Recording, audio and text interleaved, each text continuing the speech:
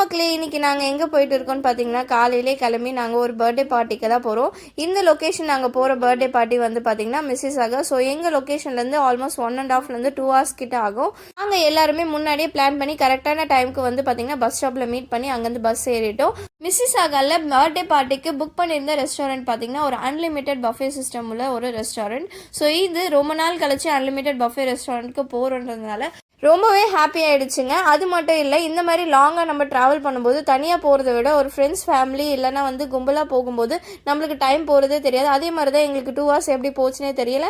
கரெக்டாக 1:30க்கு நாங்கள் புக் பண்ண டைமுக்கு நாங்கள் அந்த ஹோட்டலுக்கு ரீச் பண்ணியிருந்தோம். நாங்கள் இன்றைக்கி போன ரெஸ்டாரண்ட் என்னன்னு பார்த்தீங்கன்னா தந்தூரி ஃப்ளேம் மிஸ்ஸிஸாகாவில் இருக்குது. உள்ளே என்ட்ரு ஆனதுமே எல்லாமே வந்து இன்டீரியர் ஒர்க்ஸ் எல்லாமே சூப்பராக இருந்துச்சுங்க. உள்ளே போனதுமே நான் எங்களோட டேபிள்ஸை வந்து புக் பண்ணதை கொடுத்துட்டாங்க.